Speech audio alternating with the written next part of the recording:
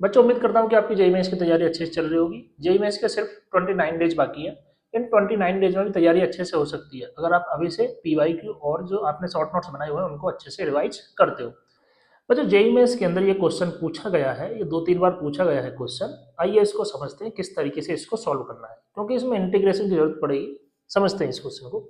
इसमें क्या लिया हुआ है, एक पैरेलल प्लेट कैपेसिटर है, उसका जो साइड है ए, और जो प्लेट के बीच का जो सेपरेशन है वो है डी। ठीक है, यहाँ पर डी दिया हुआ है।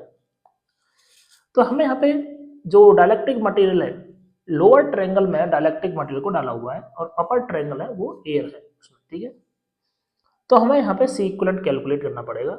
तो सी इक्विवेलेंट कैलकुलेट करने के लिए क्या समझना है इसमें वो देखो। हम यहाँ पे जो एलिमेंट लेंगे, एलिमेंट इस तरीके से लेना है कि जो एलिमेंट पे जो दो पार्ट रहेंगे वो दोनों सीरीज में आए, क्योंकि पैरेलल में अगर तुमने एलिमेंट लिया तो तुम नहीं बोल सकते कि उसके अक्रॉस पोटेंशियल डिफरेंस सेम रहने वाला है।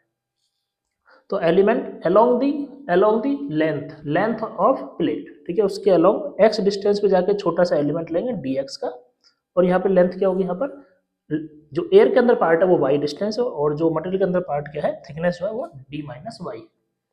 यहाँ पर दो कैपेसिटर बन चुके हैं, ऊपर एयर वाला है, ये एयर वाला, और नीचे क्या है, डाइलेक्ट्रिक मटेरियल वाला।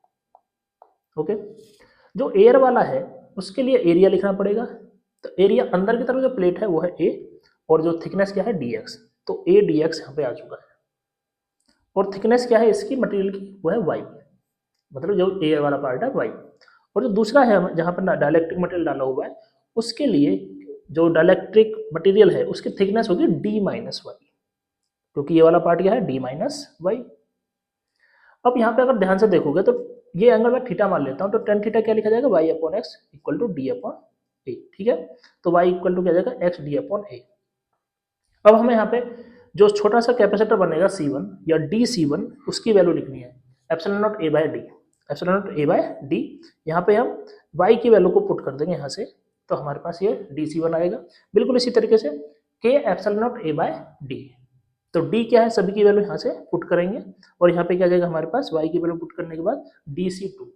और अब ध्यान से देखोगे जो DC1 और DC2 है, दोनों कैपेसिटर बन रहे हैं, वो किस में है, ये तो सीरीज में है। अब सीरीज में है तो कैसे सॉल्व करना है, मल्टीप्लाई अपॉन सम।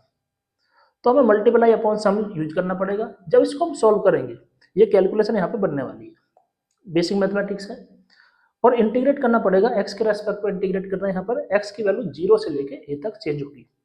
यहाँ पे इंटीग्रेट करने के बाद, वैल्यू पुट करने के बाद क्या आ जाएगा, सी इक्वलेंट के epsilon not A square upon के माइनस 1 इंटू डी और एल एन के।